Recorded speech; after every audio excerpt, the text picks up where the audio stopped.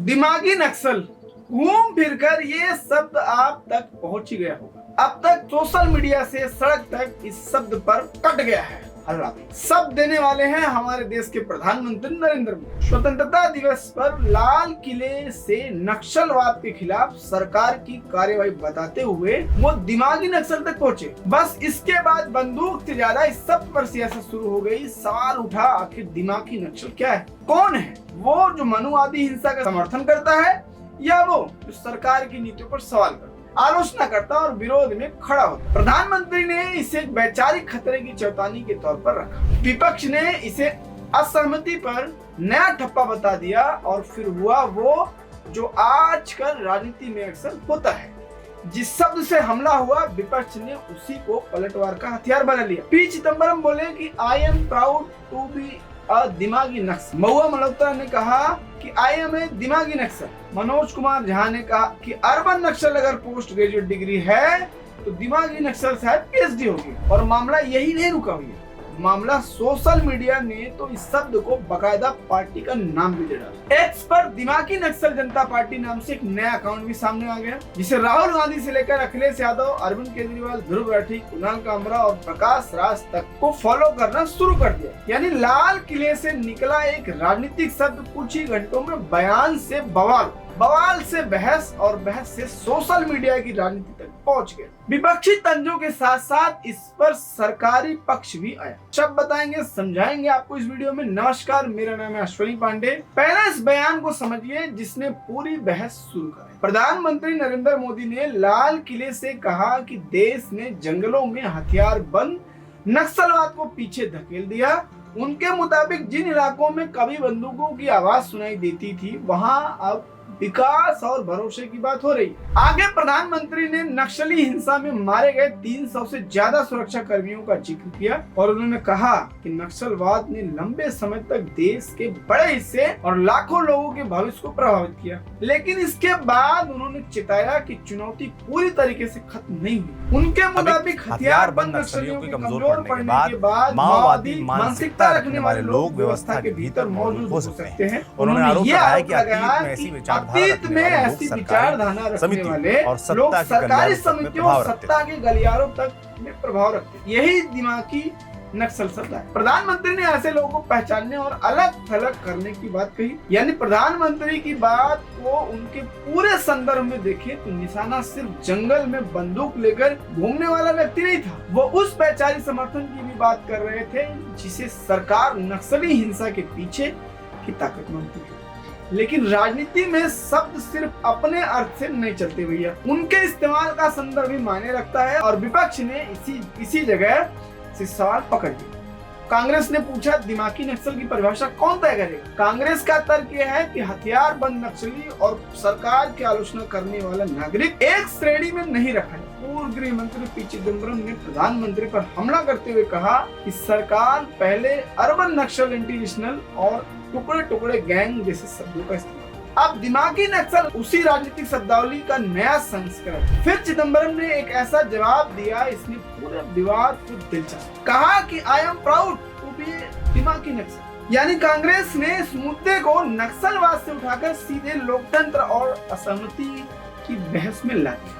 शशि थरूर ने भी फर्क की रेखा खींची। कांग्रेस सांसद शशि थरूर ने बहस में एक और अहम अंतर, उनका कहना है कि हिंसा और सशस्त्र विरोधी से निपटना सरकार की जिम्मेदारी है, लेकिन वैचारिक असहमति को हिंसक उग्रवाद के बराबर नहीं रखा जाता। थरूर के मुताबिक अगर सरकार की आलोचना करने वाले अकादमिक सामाजिक कार्यकर्ता नागरिक अधिकारों की बात करने वाले आलोचक ऐसे व्यापक लेवल में आने सुरक्षा और लोकतांत्रिक असहमति के बीच की रेखा धुंधली हो जाए। यही विपक्ष की सबसे बड़ी आपत्ति है। सरकार से सवाल पूछना एक बात है, हिंसा का समर्थन करना दूसरा। दोनों को एक ही फ्रेम में रख दिया जाए तो बहस सिर्फ राजनीतिक तक नहीं रहती, वो लोकतांत्रिक अधिकारों की बहस बन जाती। जयराम रमेश ने इसे नई पैकेजिंग बताया। कांग्रेस के महासचिव जयराम रमेश ने कहा प्रधानमंत्री पहले विरोधियों को अर्बन नक्सल कहते थे, अब दिमागी नक्सल कह रहे हैं। उन्होंने इसे प्रधानमंत्री राजनीति की खता बताया। रमेश का तर्क है कि इस तरह की लेबल असहमति को जवाब देने के बजाय उसे बदनाम करने का रास्ता बन जाते हैं। इसी क्रम में अभिनेता प्रकाश राज ही पीछे नहीं हटे। उन्होंने लिखा कि दिमागी बनो बेवकूफ नहीं, सवाल करो गुलामी नहीं। माने कल तक जो शब्द सिर्फ प्रधानमंत्री के भाषण में था, आज वो सोशल मीडिया हैंडल के नाम में है। टीएमसी नेता महवा मोहित ने भी अपना जवाब दे दिया। मोहित ने एक्स पर लिखा, आई एम ए दिमागी नक्सल।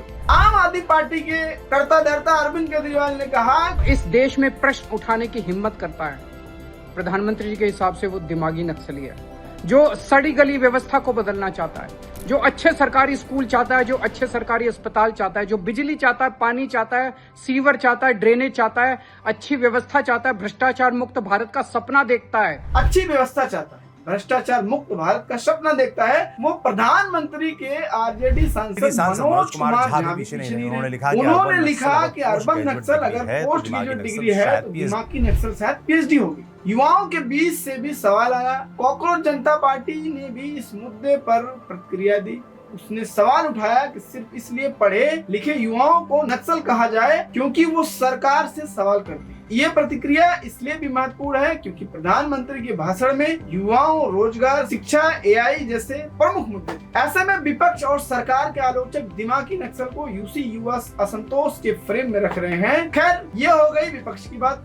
बीजेपी सरकार की पक्ष क्या तर्क है वो भी जान लेना चाहिए। बीजेपी साफ कह रही है कि प्रधानमंत्री ने हर विपक्षी नेता या हर आलोचक को दिमागी नक्सल नहीं कहा। केंद्रीय मंत्री किरण रिजिजू ने कहा कि प्रधानमंत्री नरेंद्र मोदी ने विपक्षी नेताओं को दिमागी नक्सल रिजिजू के मुताबिक दिमागी नक्सल दिमागी नक्सल वे लोग हैं जो माओवादियों का समर्थन करते हैं। उन्होंने कहा कि अलगाववादियों के साथ खड़े होने संविधान को खारिज कर समर्थन। उन्होंने कहा कि अलगाववादियों के साथ साथ इसके अलावा जो लोग चिकन नेक यानी सिलीगुड़ी कॉरिडोर को काट कर नॉर्थ ईस्ट को भारत से अलग करने की बात करते हैं, इसके अलावा जो लोग चिकन नेक यानी सिलीगुड़ी कॉरिडोर बीजेपी की लाइन ये है कि असहमति भारत से अलग करने की बात करते हैं, उन्हें भी रिजिजू में दिमागी नक्सल होता है। यानी बीजेपी की लाइन बीजेपी चाहती है कि इन असहमति अलग अलग देखा लोकतंत्र का हिस्सा है। हिंसक माओवादी विचारधारा का समर्थन अलग मसला। बीजेपी चाहती है कि इस दोनों को अलग अलग देखा जाए, लेकिन चिदम्बरम के बयान ने बीजेपी को भी मौका दे दिया।